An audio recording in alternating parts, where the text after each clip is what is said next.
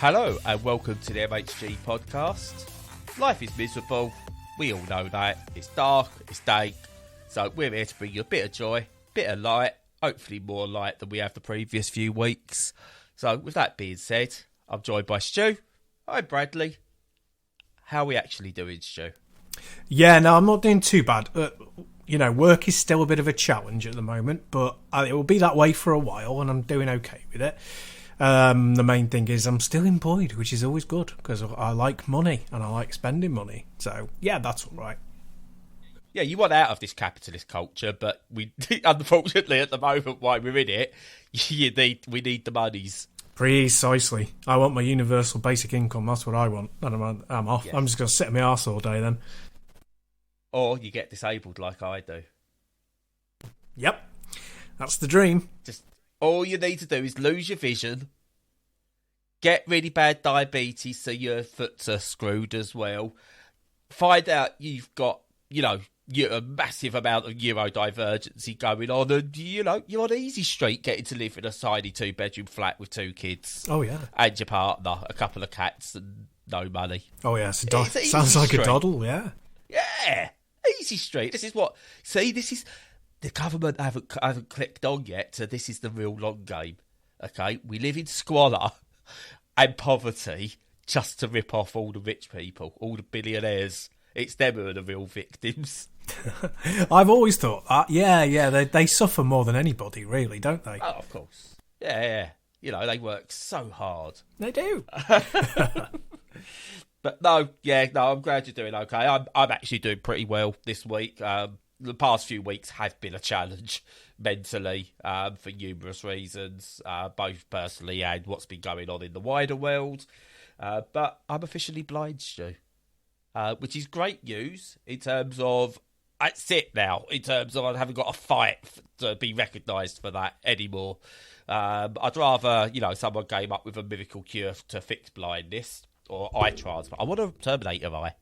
Oh, nice. That's the dream. That is the dream. It really is. I would, if they turned around and went, oh, we need people to be guinea pigs to have a Terminator eye put in. I'll be like, yeah, I'm there. So good. Go for it. Can't get any worse. Or a little Geordie LaForge visor or something like that. That'd be even better. Yeah. I'm going to go, yep. I don't know what one of those is. It sounds Star Trek. It is Star Trek. Good catch. It is.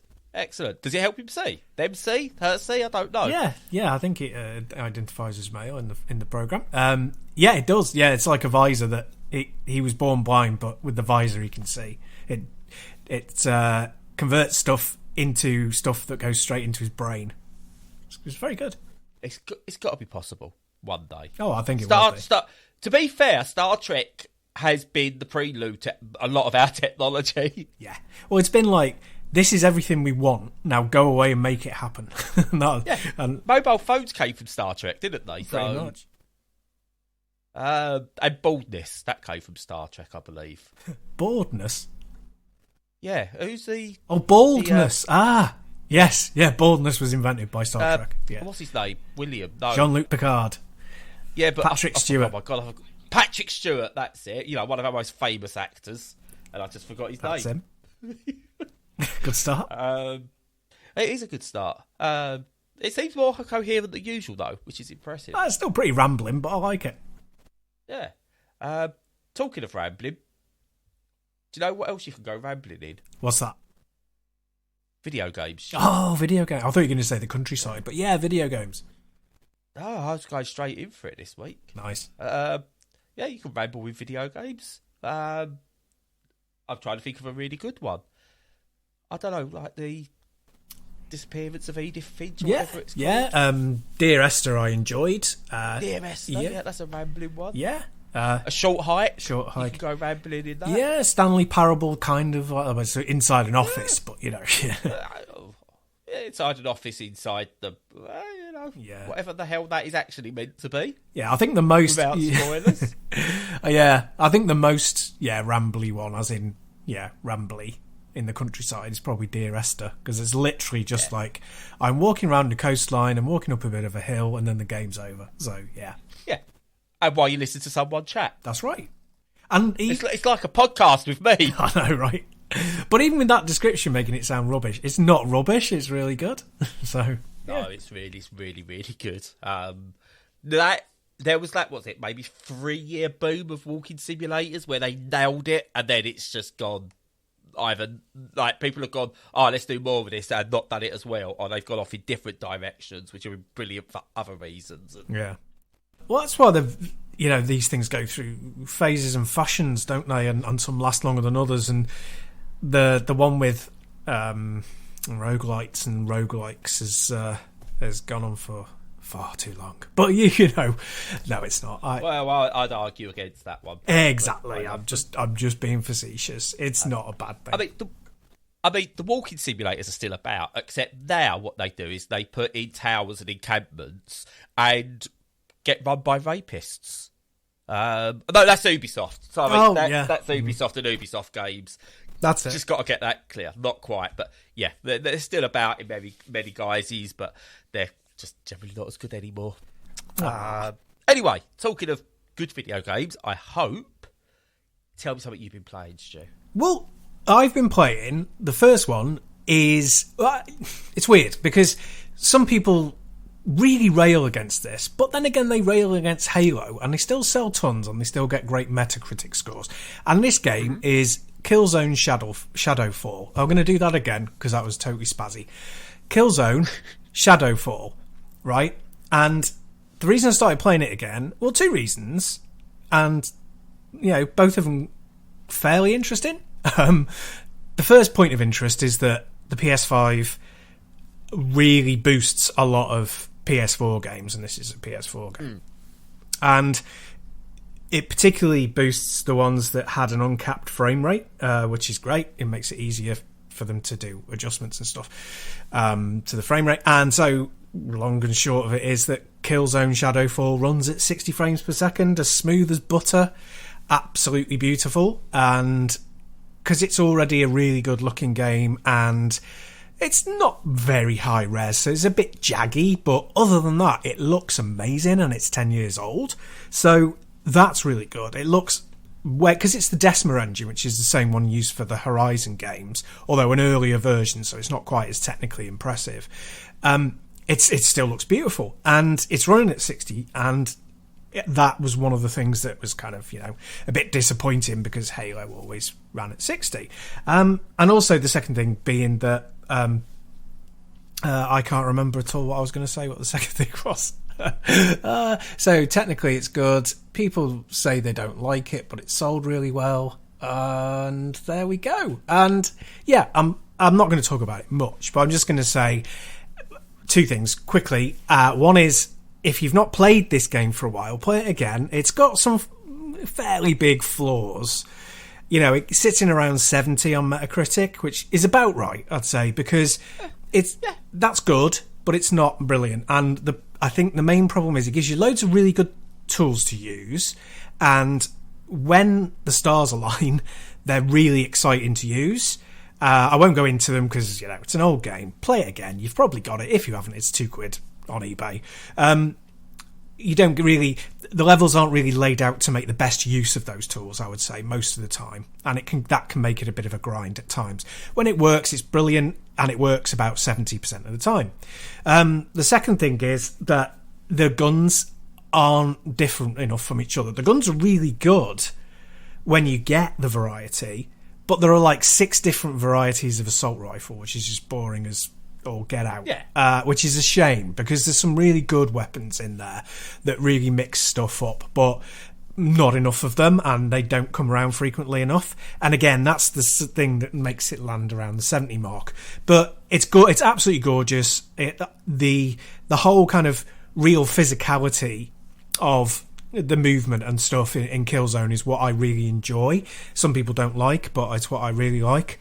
And the graphics are incredible, the story's brilliant, the script isn't too bad, the acting's okay, but the gameplay is really good, and when it clicks, it's brilliant. So yeah, not an absolute recommend, but if you've got a PS5 and you've either not played it or only played it a decade ago, which has just reminded me of my second point from before, then pick it up. And yeah, no, the other thing was just that I don't tend to replay games very often, and if I do, it's because I like them, and it's normally very many years in the future. And I was like, oh yeah, I haven't played this for a while. Sat down, stuck it on, I was like, I barely remember this game. It's 10 years since I played it. So that's quite a bit of a shock. Yeah, it's you know, when you say it's a proper 7 out of 10 game. I think the unfortunate thing for Killzone Shadowfall was that it was a launch game. And that basically meant it either had to be perfect or it was going to be crap. Depending on that's what it had to be. That was all launch titles could be. They're either perfect or crap. There's no such thing as it was alright. I'm looking at that here. Perfectly serviceable game. Yeah. I really enjoyed that, but it became a joke. I think that they suffered with that with Fantavision as well earlier on for the PS2. I think it was a really good game, and people were like, "Well, I don't want to be playing this." And therefore it got a bad rep. And it's like, it doesn't deserve a bad rep. Fantavision releases today, it becomes an instant indie darling. Yeah, well, it's being re-released for PSVR 2 for the PS5. Oh. So you can play it in VR. So hopefully... Well, I can't. Well, you can't. And neither can I, because I can't afford the bugger. But, yeah. But people will get the chance to play it again. But no, it just fell. It was like, oh, it doesn't fit into the it's crap or it's brilliant category, so it got ignored quite by a lot of people. Yeah, and also it wasn't loads of fancy 3D graphics, and it didn't show off next gen, which bizarrely the way that Resogun did, that seemed to hit the market at the right time, and all its pretty particles were like people going, wow, this is only like small title, but look at it. Whereas Killzone, everyone kept going. All I meant for Killzone was, yeah, but do you remember when they done that trailer film with Killzone 2? And it's like, well, yeah, but... That was 400 years ago, dude. Get over it. Yeah. It's the same as the Killzone that was on Vita. That was really good. Well, I was going to say, yeah. Really good. Yeah. I mean, again, get rid of those back touchpad moments and the touchscreen moments and replace those with button prompts. And it was brilliant. It was a really fun game. And the online was really good as well. I loved the online of that. Well, you see, I'm a Killzone fan, as you know, and a kind of apologist. And Killzone Mercenary is the best of all the Killzone games. It really is. Mm-hmm. Everyone should play that. No, hardly anyone did because it was on Vita, but it's absolutely superb, and it is the best one, definitely. I think it's what Guerrilla always wanted to make, because it was supposed to be a kind of, we're going on about this game way too long, really, but we've got nothing else to talk about. It's fine. I think that's the game they wanted to make, because I think it had that blend. It was just, you're in this world, there's a perfect way of getting through this level by using the right tools. Pick the right tools and pick the right route, and it's absolutely great. Whereas the problem with Killzone is that you often end up in arenas or corridors that you don't want to be in, and that they're there because of the technical limitations. And I don't think Guerrilla enjoyed doing that. And I think that's why they made Horizon. But they didn't have that constraint. They had the constraint of the Vita being weaker, so they made a game that was more focused on the stuff that they really liked. And I think it just paid off beautifully. And I think it's by far their best game, with Killzone 2 second to it. And very much worth picking up. I don't think you can get it anywhere unless you have something that can play Vita games. And I don't think emulation... Such as a modded Vita. Modded Vita. Yeah, indeed. What I'm looking forward to, and because it seems to be picking up steam for the first time, really, Vita emulation's getting better. I'm really hoping that someone can nail how to emulate that back touchpad on a Steam Deck. Yeah. Now, I'm thinking mode shift plus touchscreen could work around that. Yeah. Or just, somehow modding some button prompts instead, or just something that allows you to bypass that. Whatever.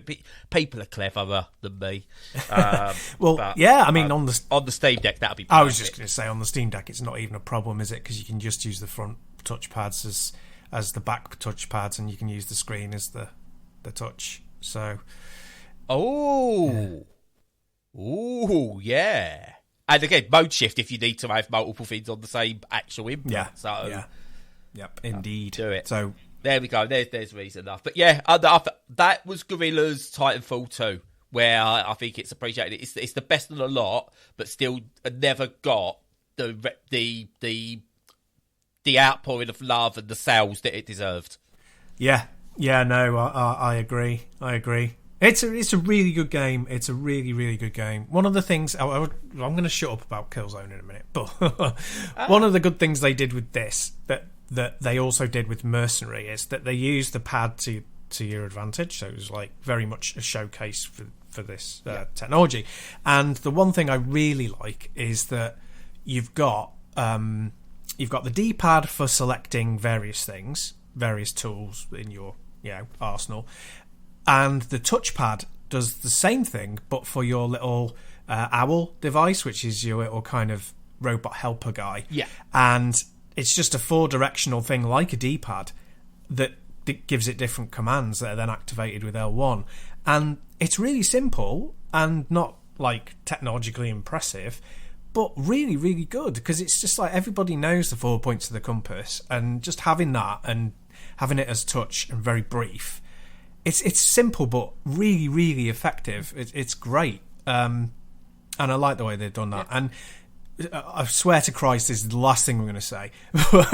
They've done the thing where they've bothered to put the audio log channel through the speaker in the pad, and that they do that on modern games, like they did it with Callisto Protocol, and it's great. It's really immersive. But they've bothered to go back and retrofit that into Killzone Shadowfall, which I thought was really, really good. Nice. So, yeah, and nice. With that, I'm not going to talk about it anymore. No, that's absolutely brilliant. And I hope everyone enjoyed that clip from our test recording back in 2012. No, it's fine. It's, I think it's great. It's a dead series. I don't think we'll ever see it again. I can't imagine it'll get, it's never. I don't think it's going to get the proper re-release or anything like that. Also, by the way, last thing on Killzone Liberation on PSP was really fun. Yeah. Took it in a different direction, completely different game. I enjoyed it. And you know what? I'm going to download both Liberation and Mercenaries later today and have a play them on my Vita. Lovely. I highly recommended. I it's a shame that more companies don't license out their IP if they're not using them.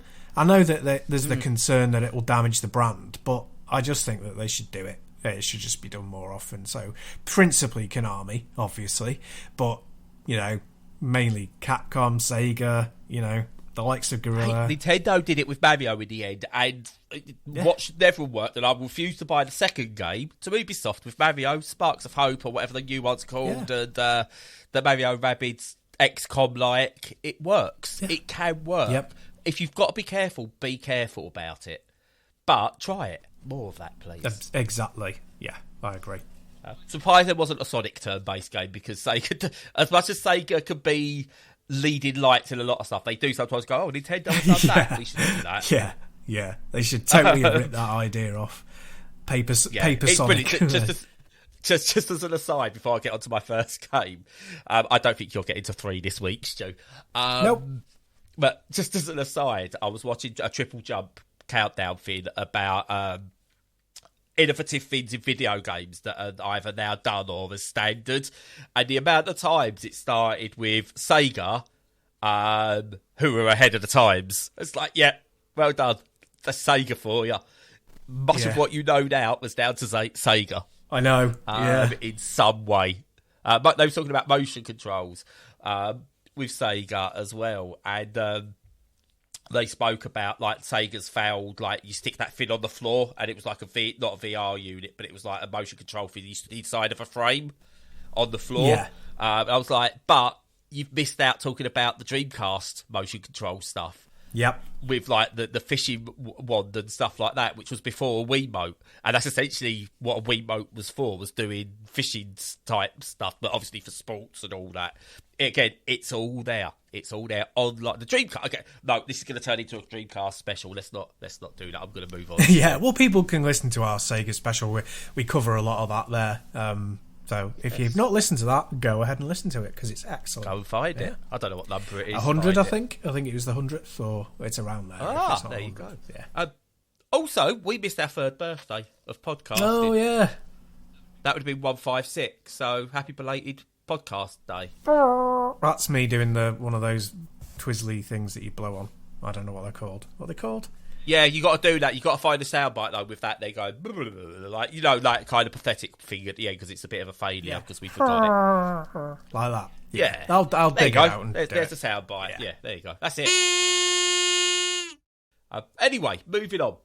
We're not talking about Sega. We're not talking about Killzone. We're not talking about a AAA game yet. No, we still... actually, we'll decide later if the next one after this is AAA that I talk about anyway. We're talking indie. We're talking deck building. We're talking roguelite. So, there we go. It's right in my wheelhouse, Stu. I'm off. I'll see you later. Bye. No, I think you might be more willing to give a go, actually. Oh, I'm back. All right, go on. So it's called Aces and Adventures. And what you've got here is you get a choice of 13, I think. I've only played 6 adventures so far, but it's like 13 different adventures. And the way you do it is you pick a deck of cards, and then it lays them out and it tells a story using the deck of cards, and it gives you battles that you've got to do. And basically, the way you battle is by playing poker hands. So you get to play a poker hand, and your enemies get to play poker hands. So, and it's anything from like an ace high, a queen high, like a high card to like full house or 3 of a kind, 2 pair, all those kind of like any 5 hand poker hand. And that's how you win battles and do damage. So you might start off with like 20 HP, and you only might start off with like 6 if it's like a lowly minion, or up to like equal to you if it's like a bossy type character. And what you do is you go and play your cards. You get dealt like a hand like you would in something like Slay the Spire, so it updates every turn. And you play it. So you might go, right, okay, I'm going to go with these. So I'm going to play. Oh, I've got 2 aces, so I'm going to play these two aces. And then the opposition have to play 2 cards because you've played 2, and better or equal what you've put down. So if you've put down 2 aces, they've got to stop you doing damage. They've also got to do a pair of aces. But if you put down 2 aces and a king, and they can only put down 2 aces and a 5, it's 2 aces with a 5 kicker. So all proper poker rules. So you would win that hand and do 1 damage. If, for example, you go and put down a straight of 7, 8, 9, 10 jack, and they can't match that at all, you will absolutely annihilate them. So you might do like 3 damage to them and stuff like that. And as you go, this is where the roguelike and deck building comes in. You can collect new cards, you unlock new bonuses, stuff like that, and you can build your own deck out of it. But yeah, you go through, and you basically you play through the whole thing. Each one's like this customised, fully voiced story where they deal out cards like their tarot cards in a way to go through. And yeah, you play these poker style individual battles to defeat enemies, and it's brilliant. Absolutely brilliant. I've been playing sort of like 1 adventure a day so far, or 1 adventure over a couple of days, and things like that. It's just, yeah, I really love this as an idea. I think I played one before, which was like Into the Fold or something like that, or Four Tales, I think it was, maybe, where it uses that card deck building thing to tell a story. This is very much like that, but more... what's that thing called where you actually make something that you want to make? Like, what do you call it? Mine's gone blank. Well, in what context? Just in gaming or in cards or? No, in life in general. So you make something like, and instead of throwing it all together, you go, oh, I've made this very specific thing in this very specific way. Organised? Like, or? No, in a video game level, this is a really fun. Then we're going to keep this in as well. This is content. Yeah, this is content, Stu. It's like, do you know, like when you go into, it's like a randomised dungeon, and you're like, it's random, or they build a level that's built from the ground up to be this very specific way. Well, I don't know, structured, designed. There's loads of. I'm sure it begins with a C. But it's that. Okay. It's all very purposeful. Okay. Yeah, it's all. Oh, sorry, do you need to get it? Yeah, it's not, no. Okay. I think it's a deck collect. Okay. It's all very. It's very structured. It's very. That will come to me later. The word, but it's very that, and it's brilliant. I love it. It's just come out as of recording today. It's not quite out. There's 4 hours to go as of recording. This means nothing to anybody. But if you're listening to this, it's out. I don't know how much it is. But I really enjoy it. It's really, really, really, really good. So, do you play against the AI or do you play against other people? The AI. I don't know if there is a multiplayer element to it. I don't think there is. I don't think there will be, personally. I don't see how there can be. Yeah, it's purely just AI customised stories. Okay. Well, that's cool. Yeah. It looks very attractive. It's a nice looking game. I love the way you pick the levels as well. I've got to just point that out. So you kind of got these decks of cards laid out like they're not on a shelf, but they're on a table. But it's like you're scrolling through your video game collection. So you choose which deck of cards you want to play, and that's that adventure. Oh, very good. It's just, presentation-wide, it's lovely. I don't know whether it's got longevity in terms of once I'm done, there's anything else I want to do or anything like that, or whether we might see additions down the line or DLC or whatever, or whether we're one and done. Whatever they decide with, I'm on board. If they decide it's one and done, they've done it spot on. If they decide they want to do more down the line, I'm all for it. It'd be interesting to see how much it costs, because that might give an indicator of where they think it is in the market. I think anywhere up to 20 quid. I think will be good value. There's a lot of story here, nice. And it's entertaining. So I think, if we're looking at, AAA games now being at 60, 70 quid, if this comes out at 20, I think you've got, anything less than that is worth buying straight away if you're into these sort of games. Anything like less than 10, or 10 or less, sorry, and it's something you're tempted to take a chance on, definitely do it. Cool. Well, very nice. But yeah, absolutely brilliant. That's Aces and Adventures. I can't remember if I actually said the title at the start, because who knows with me. Save me, Stu. What's next? Unless you've got any more questions about this, of course. No. You did say what it was called at the beginning. Yeah. Okay, There we go. I'm a dream to edit. I really am. I know, it makes it feel so easy. Honestly, you think these are done the week you get them? We have to record these 6 weeks in advance. I have a team of 5 people helping me as well, round the clock. He does. Yeah, Stu's in crippling debt because of me, because he has to hire people. He runs a sweatshop in Thailand full of kids editing podcasts. That's right. Right, what we got, Stu? Come on. So, yes, bringing it back to reality. We've got a reputation to uphold. Have I? But the next one I've been playing is completely different, and it is the beautifully named Theatrhythm Final Bar Line.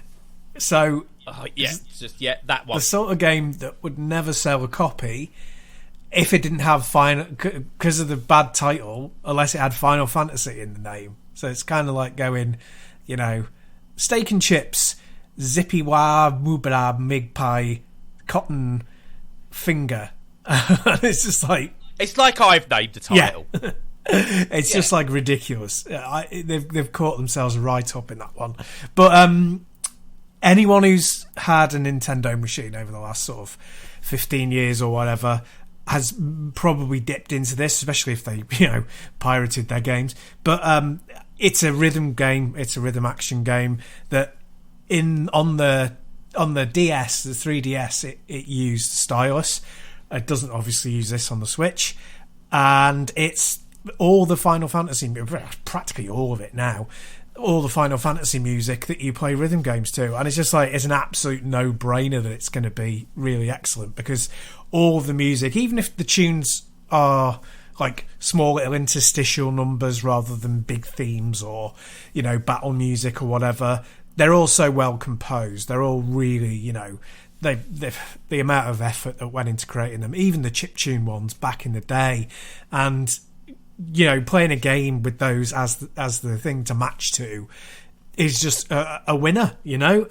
Obviously it means there's not a massive amount of variety, because they're obviously in a style, so it's not quite the same as playing, you know, Rock Band or something. But apart from that, yeah, really excellent. And what seems a bit different to me, so I played Curtain Call, and I think it's in a much more fleshed out than it was then. What you've got is, like, you play it, and if you do really, really well, you get like a triple S rank or whatever. It goes from, you know, C all the way through to triple S. But there's another layer where you level up your characters, you give your characters different powers and abilities, and it has things tied, like not achievements, but unlocks and upgrades linked to that. So if you beat the level by getting a perfect score, that's one thing, but if you also, your character defeats the enemy or meets all the criteria, you get unlocks for it. So there's two levels, so you can still do the RPG thing of building up your characters and swapping them out, and you can choose, you know, tank characters or mages, or, you know, physical attack characters or whatever. Or you can, and you know, you can pick and choose them. You can pick and choose the material you use, and whether you pick summon characters, and yeah, basically you can get that RPG element in, or you can just completely ignore it if you want and just play the rhythm part of it. So it's really, and it's gigantic. It's like, it has about I think I heard 360 tunes in it. Which is just unbelievable. Yeah, just an unbelievable amount. So yeah, it's massive. It's really good. The way that they've tweaked the system is really good. I've got a couple of things that aren't very well explained in the tutorial about how to switch buttons on certain things, but in a Final Fantasy game, I know, crazy, isn't it? Madness. But yeah, other than that, it's a really cracking game. It's the best new game I've played this year, I think, probably. So, like, there's one game I've played that I liked. Obviously, there's more games that I've played that I've liked, but in this context, where I get a bit, actually, it should be called this on. So, it reminds me a little bit from screenshots and stuff of Usu Tatake Wanden. Or, that's easy for you to say, us, yeah. Elite Beat Agents. Yeah. So, is it like Elite Beat Agents? No, it's not really.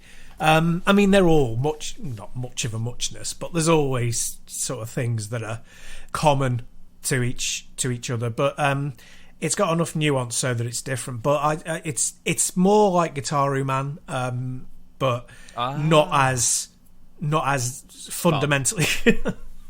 No, it is definitely as fun, but it's not as fundamentally difficult as that is.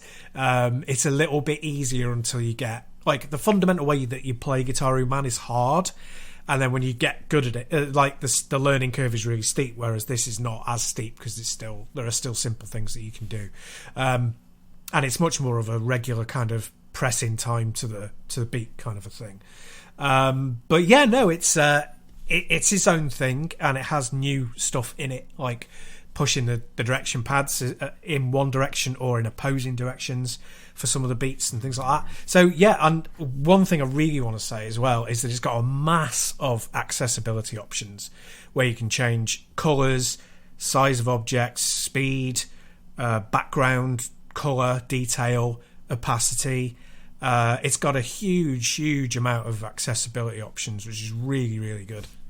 Does it have accessibility options? So, right. This is me with rhythm games, okay? I couldn't play Rock Band or Guitar Hero with a guitar because I am all fingers and thumbs, and I like as soon as it went beyond just the pressing 2 different colours, I went, I'm out. Secondly, I can't pronounce the name of the game, so I've never really bothered with it before. Thirdly, it's I struggle with rhythm action games. So does it have, like, I think one of the Rock Bands, it might be one of the Guitar Heroes, had a mode in the end where it really simplified things. Does it allow me to go, look, I can't do all this rubbish. As soon as you go over certain beats per minute, and if it's actually in tune with the music, I don't know. Just let me listen to the music and press a few buttons. Does it have accessibility that kind of allows me just to do that? Yeah. Or is it still very much a challenge all over? Yeah, I haven't activated all of that, but yeah, I think the answer is yes. You can do all sorts. You can change the speed so that it's perfect for you. You can change the fail state to be a no fail state. Basically, yeah. That's a big one in rhythm games. That's a must for all rhythm games, by the way. A no fail state. Yeah, because the principle of it, and all of them, but definitely this one, is just fun. Like, you can make it a competition if you want it to be a competition, but it doesn't have to be a competition. You can just have it as a, hit that note. Oh, I didn't hit that note. You know what I mean? It's not going to lock you out of that experience, which is really good. So, yeah, but I'd say have a go of one that you can emulate on the deck before you lay down any cash. And the accessibility won't be there for the older games as much, but it'll give you a feel for how it plays. And that might be a good way of working out if this new one's any good for you. Well, I think what I might do is acquire this one, see if I like it, and if I do, then I'll stick some cash down on this particular one. Because if I have everything I want, essentially, I'll demo it for myself. Yeah. And then if I like it, I'll buy it. Sounds good. Yep. Yeah. So fair enough. Yeah, I love the idea of these games, but I am so rubbish at them. And most of them go, you're rubbish. You can't enjoy this game. So I never do. Fair play. Yeah, I feel like that with a lot of games. Yeah. Yeah. And it's, right. But also, before we move on, tutorialise me. Theatrhythm or Theatrhythm or Theatrhythm? Which is it? I think they want you to say Theatrhythm. Right. Okay, so Theatrhythm. We'll go with that. You can't lose then. Yeah. That Final Fantasy spin-off rhythm game. That's the one. Fair enough. So, does it cover all the Final Fantasies, or is it just like 7? No, it covers all the mainline games. I've also seen Dissidia, Crystal Chronicles, Chocobo Racing, I think. So it's got like just about everything in it. So everything from 1 to 14 plus, all the other like guiding all games. The niche. Basically everything. Fair enough. Fair enough. I'll give that a go, and I might also charge up the 3DS and play a bit of Usu Tatake 1 then. Great game. Yes, it really, really is. Also, it's worth playing that and Elite Beat Agents because even though they are essentially the same game, they're very different because of the music. Different. One of them has Skater Boy in it. That's right. Yeah, no, I've played and that is clearly the better version. Yeah, I've played them both. Yeah, they're excellent. So, moving on. I've been playing a Madonna game. Oh. And what's that? Yes. Like a Dragon. I should be touched for the very first time. Very good. Oh, dear. Yeah, I've been storing that one since we started. Nice. So I was going to sing it, but you don't want that. Nobody wants that. But that will be bleeped out, I tell you. Yeah. So, Like a Dragon, for anyone who doesn't know, because there's been a lot of confusion over this from people who know video games as well, which is shocked me a bit. So, a lot of people assumed Like a Dragon was going to be the turn-based version of Yakuza as a series, because it's generally been action, blah, blah, blah. The turn-based one was the last one, which was called Yakuza Like a Dragon. But now, in the West, all the games are being called Like a Dragon, because that's what they've been called in Japan since day one. Oh, because so Yakuza is not a term people really want to use too much, apparently, in Japan. So what we've essentially done is, I think it's happened with other games in the past where, like sort of like Super Mario Brothers 2 wasn't actually Super Mario Brothers 2, or Soul Calibur wasn't actually the right Soul Calibur, Yeah. but it's basically it's brought parity to the series. So everywhere is now known as Like a Dragon. So, on that note, then, which one is this? Is this like Yakuza 7, basically, or 8 or something? No, this is none of those. Oh. This is a remake, I think. This is where it gets confusing. I believe this is a remake of a spin-off called Ishin, because it's Like a Dragon Ishin.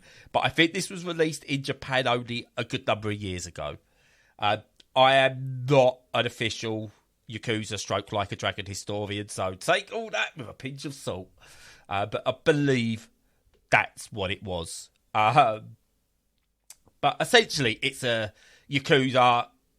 I will jump between these. Obviously, we've got to get used to saying Like a Dragon because that's what it'll be called. So Ishin, Like a Dragon Ishin, is a typical Yakuza stroke Like a Dragon game. It's got a bonkers story of revenge and redemption and double crossing and so on. But it's set in, I want to say, feudal Japan. Okay. Yeah, let's say feudal Japan. I'm probably wrong, but olden times Japan before any kind of modern technology. Okay, they still rode horses and stuff, and samurai were big and all that. So it's that kind of era. You play a character called Sakamoto Ryoma, who doesn't use that name throughout much of the game because he's exiled from his village for reasons. Reasons are good. Yeah, and he becomes Saito, I think his name is, in a new city or new town, village, whatever. You go from a village into what I would say is a town. A township, maybe. And it all takes place there. You meet various different characters, from the serious to the outrageous, and the story just goes places. Very early on, this is not a spoiler, you end up having a naked fight in a bathhouse. Nice. With you and another naked man, while a fat naked man watches on from within a bath and then throws hot water over you. So it's like a documentary of my life then, yeah? Yep. And then the man you're fighting with naked takes you for a drink. Oh, yeah, definitely. Yeah. Someone recognises you from your little village and they get murdered in like a couple of scenes later. To hide from the authorities, you basically have to run away from them and hide in baskets and stuff. It's very much Yakuza. It's as equally serious as it is ridiculous. It's great for all the right reasons. It's great because of all the things that are a bit crap about it at times. The acting is Yakuza. The localization is dreadful, in such a good way. So, part of it I could like very early on, so this is not spoilerific at all. Very early on in the game, there's interaction when you're at your village and you're talking about a sensei type person who's been like a father figure to you, like since you were a child. Now, I would expect in feudal Japan they would refer to this person as father. Because they talk about him as the father. So, father's done this, or father wants you. No. I can only read this bit in a thick Yorkshire accent. Because, here, Pops wants to see you. And it's just like, I'm sure in Japan, no one ever referred to a father figure as Pops. No. Very Never. Americanised. Who localised this? Wordle bloody garbage. And it's just, what? But it's all Japanese voice, so it's no English voice acting. More of that, please. If you set something in Japan, or you set something in France, or Germany, or Russia, or wherever, go with whatever their local language is for voice acting, and then have subtitles. Yeah. Again, yeah, you might be going to be saying this, but if you do that, you've got to make sure that your subtitles are really good and that you've got really a large number of accessibility options so you can definitely see them. Yes. But I know some people will go, but what about those who can't see, blah, blah, blah. I'm one of those people who can't see. I would rather have a computer-generated narrator read those subtitles to me while still hearing the Japanese discussions going on in the background. It adds a layer to the experience that you don't get with English voiceovers. Yeah, that's a really good suggestion, actually. Yeah, I would like that as well. An option and for automation. Let me as the user choose what levels I want. Do I want the voiceover to be much louder that I'm getting, or do I want just enough that I'm getting a hint of it because I can read the subtitles enough where I then want the voices coming through, that's the actual Japanese voice acting coming through higher. Allow me to set those levels. Again, not something I expect from, a one-person indie studio trying to do something like this. I get there's limitations. Company like Sega, you can do this. Because, and here's the big because, accessibility settings, spot on. Really good accessibility settings. You've got all your colourblind stuff. You can change the subtitle and text sizes, and it's all really good. It's got, and again, this is something you started to see coming a lot more. Do you want to multiple press buttons for actions, or just hold the button? Do you want to completely skip QTEs? Yeah, please. That doesn't even need to be an accessibility feature. Everyone wants to skip a QTE. Yep. So, yeah. But it's also got, in battle, you can either, do it that you're pressing the buttons and you need it for that, or you could just hold, X, the X button to do your normal attacks, rather than doing the multiple presses. So it will just do the actions for you if you want. Cool. And where it doesn't punish you, you might choose that. So you might choose, I want to do that thing where I just hold the button and it does all the attacks automatically. But if you then decide, right, actually, I'm feeling okay now, for whatever reason I want to change it, I just now want to do tappy, you can just do that without having to change the settings.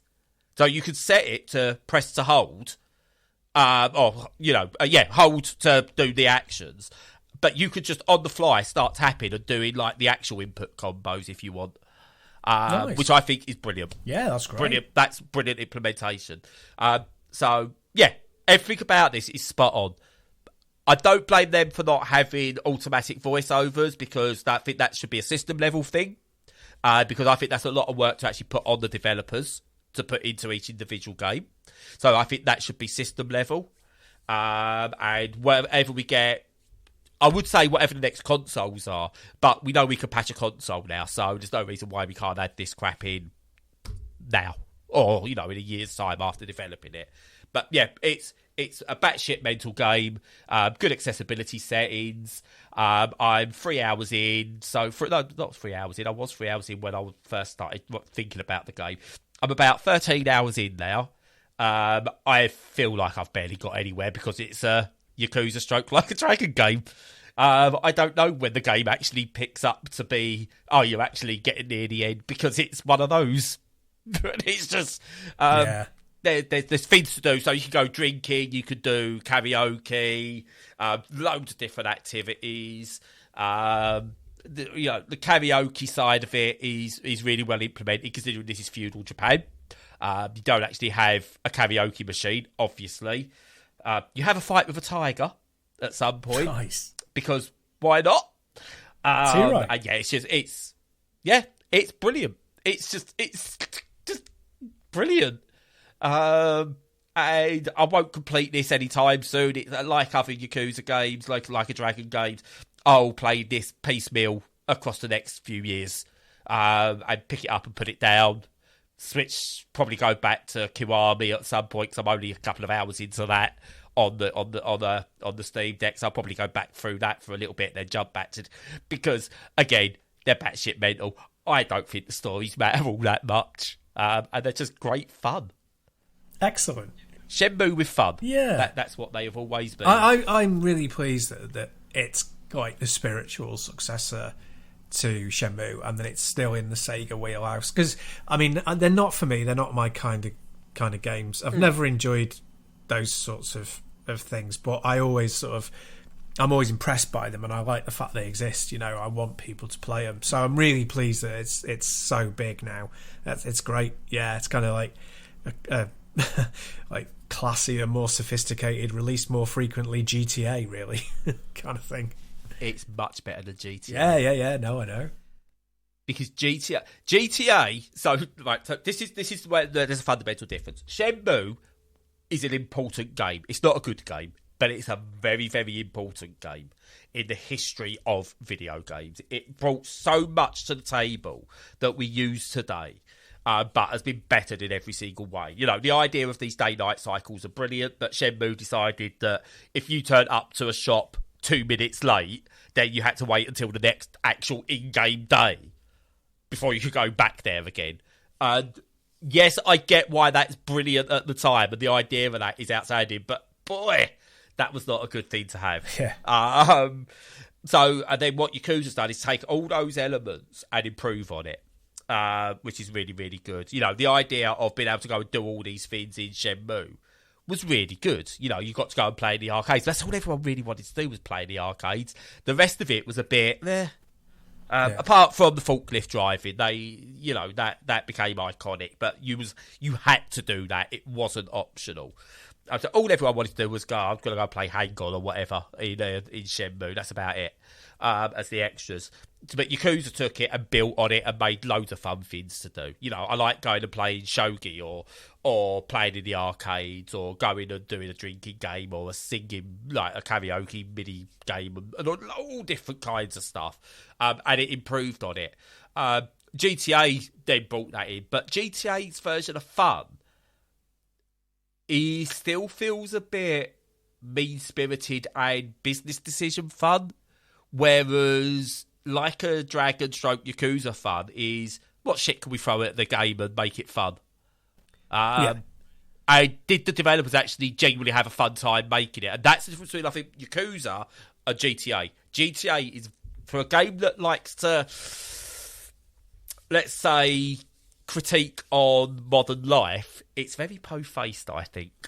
Well, yeah, I mean, for me, GTA's always been an arsehole simulator, you know what I mean? It's just like, well, you know, you're a 14-year-old lad, you feel like you've got no power, you want to go out there and do what the impressive boys are doing by beating other people up, shooting guns, driving fast cars, and, you know, being part of organised crime. And it was all, even when I was a lot younger, it was still felt as a very childish kind of thing to me. And I know it's not childish, but and I think it's become a bit more sophisticated over time. But there's a level of to Shenmue and to this that is cartoonish, that takes away that thing. Whereas I don't think the Rocksteady do it in a cartoonish way. They're like, there's a patina of like, oh yeah, no, it's a cartoon, look at the visuals. But in terms of the way that you actually play them and your intent when you're playing them, it seems like a very kind of, I don't know, grim and done in a business-like way, but also kind of nasty as well. It is nasty, and it's very much mean-spirited, and yes, it's a satire on society, but there's ways of doing that. And I honestly, when I look back at GTA, I don't look at the GTA games of old and go, oh, I can't wait to play that again. It's like, ugh, yeah, all right, whatever. Whereas if someone said to me, like, this is an old, I might be wrong, this might be a brand new game, but I'm 99% sure this is a re-release of an older, Like a Dragon game, and I'm all for it because it's fun, and it's Rockstar. That branch of Rockstar, the GTA branch, forgot what fun was. Their version of fun is old man in suit fun, because a lot of them have become old men in suits, whether they like it or not. Yeah. Sega still seem to have children making their decisions, and that can lead to some very baffling ideas. The fact they still try and flog Sonic out there a bit, and yeah, hey, Sonic's been into a bit of bestiality. Who hasn't? in the past, and they can make some very weird decisions. Speak for yourself there. They've made some very, very weird decisions, but when it hits, and the Yakuza series hits, and it's fun, it's dumb, and more of that, please. Just bring more of it. It's brilliant. I don't know how much it is. Let's have a look, see if I can find out. Money upon... It's a 60 quid. Yeah, game. money upon money upon money. It's even 55 quid on Steam. But if you're into it, that'll totally be worth it, I reckon. Oh, you'll get value from it. Regardless, this is what I was saying. It is AAA, but without the AAA trappings. Yeah. Which is really weird. Because it's doesn't have the AAA trappings, it doesn't feel AAA, but it is AAA. Yeah, I think that applies to another very big Japanese franchise. Well, not franchise, but style. Basically From Software stuff. They're everything that you would say is AAA in the budgets, the marketing, all of that, and the money spent on the game. But they don't feel, to their credit, like what you think of as FIFA and COD and all that crap. They feel still like they're handcrafted, and they've got a lot of individual quirks that make them what they are, kind of thing. One thing I will put, actually, runs like a dream on the Steam Deck. Nice. Some people have complained about shader caching issues and whatever, blah, blah, blah, blah, and all that. I've not noticed it during game. Maybe a little bit in cutscenes, who knows? But I've got it. I tested this because I was going to talk about this early on. I completely forgot. 60 frames per second in the game. I've switched it down to 40 just to stop the fans warming up a bit. I've got it medium settings at a lower resolution using its inbuilt FSR 2.1. Nice. And on that small screen, it looks good. Plays well. There's just people are complaining because people have to complain. I've not noticed any issues. Playing it exclusively on deck in handheld, and it's a joy. Yeah, well, I mean, that's one of the benefits of the deck, is because it's a standardised system. It can shader cache each time, and builds its own cache, whereas I think on PC, obviously, with the different specs, if you don't build the shader cache, you're buggered. But a lot of games are just sticking that feature in now, which is good, but it's a little bit... It's a bit late, but it's good that it's coming there. So it's a shame that Like a Dragon doesn't have that on PC if it's not there, but sadly, like you say, it's not the end of the world. No, as I said, like the shader caching that it does on the Steam version for Steam Deck, hey, you can all thank me, because I've been playing it ahead of time because I got some code, and I've been playing it, so you've been taking my shader cache. I hope you're happy with yourselves. I'm very happy with myself. Don't want to answer that because that's from Aberdeen, so it'll be a debt. Keeping all this in, by the way. Yeah, go for it. I'm not afraid. So, do you want to talk about your third, or Jesus Christ, it's gone. We've been here an hour. I know, yeah. Time flies when you're having fun. But do you want to do your third, or skip your third, or just have a quick outro just to shame our government? Yeah.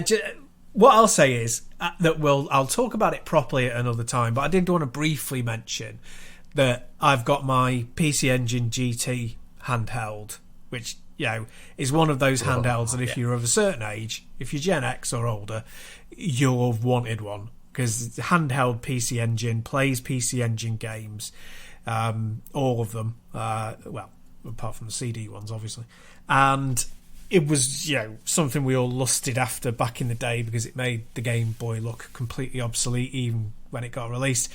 And I did all of a load of modding on it to get it modern, and new screen and battery and everything. And then when I did all that, I realised that the controller board didn't work. So directional pad worked, but none of the other buttons did. So I waited literally a couple of years, and somebody started producing ones that worked with it, and I was just overjoyed. And I bought one, and the guy's in France, and it works perfectly, and it's beautiful to use. It's a lovely handheld. You'd like it because it's nice and thick and chunky, so holding it doesn't make your hands feel bad, which is good. And And yeah, so just wanted to say, I've been playing loads of games on that. But a big shout out to the guy who developed the board, who's called Tawy, Tawy. He's based in France. And in the unlikely event that you need one of these boards, look him up on eBay. He's the only guy making them. He's the only guy in the world that I'm aware of who makes them. And I can't thank the guy enough for that because it's superb. So huge props to that fella. Excellent. Pictures, please. Yeah, I will do pictures, I promise. Excellent. And we'll talk about that more next week. Can do. So, just to close out, bit of government shaming. We love a bit of government shaming here. Shamima Begum. Right, that should get rid of the right-wing gammons that might listen. Jesus Christ, our government is pathetic. Our government is pathetic. Right, she's done wrong. No one is denying that girl done wrong, okay? And she should be tried and punished for what she did. In her own country, which is Britain. She is British. She was born here, okay? I've seen so many arguments about it's all about where you're born, it's all about where you're born. Well, she's British, we deal with her, okay? Now, that being said, if she was a 15-year-old white girl who had somehow, I might be making this up, by the way. This might not be a real and actual thing that's happened. You can decide. If she was a 15-year-old white girl who had been groomed and radicalised by right-wing terrorists, then I suggest she might not be booted out of the country. That might be a completely hypothetical situation, or it might actually have happened. Yeah. Where, I can't remember what the girl's name is, but she was 15 years old. She was up on charges of domestic terrorism because after being radicalised by the far right, and they let her off. Basically dropped all charges because they decided she'd been groomed. Yet Shamima Begum, she's fully in control of what she did at 15, and she shouldn't have been groomed. It's her fault. Kick her out.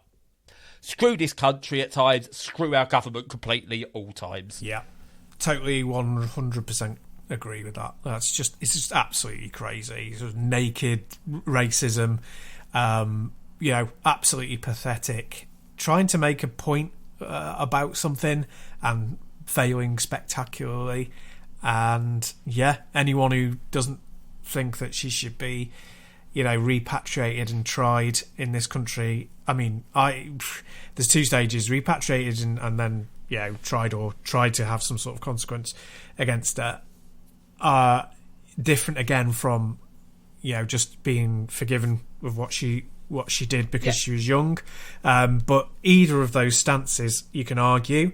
What you can't argue is the stance the government took, which is to depatriate or whatever you call it, her, which is ridiculous. Wash their hands off her is what we say. Don't even sugarcoat it. They're racist and they wash their hands off her.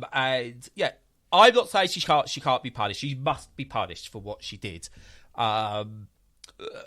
It's terrorism. It's there's no sugarcoating that. No one in their right mind is going, forgive and forget. What people are saying is try her in her country. Punish her in her country. If the proper punishment is life imprisonment, fine. That's the punishment. In her country. Simple as that. Again, we've got people more willing to forgive a Gary Glitter or, a Prince Nonce or whatever he was called, Andrew. We're more willing to forgive that. We're more willing to completely forget, any kind of nonsense as long as they're talented to some degree. Young 15-year-old girl, what's she now, 20-odd years, 23 years old now, I believe she is. And we're willing just to go, no, you're not ours. We don't care if another country doesn't want you, you're not ours. And she's stuck in a camp in Syria. Because why not? Why not do that? So shame on you, government. Shame on anyone who supports that act. I don't care if you're a friend of mine, family of mine, whatever. Shame on you. Yep, I totally agree. Yeah, horrible. And with that, I'm going to shut up now, Stu. Okie dokie. So as usual, follow us on all the socials. Make sure you check out our website with loads of content. Join us on Discord if you would like, where we talk about not just mental health stuff and not just game stuff, but all sorts of stuff. And in the meantime, have a great week, stay safe and stay sane.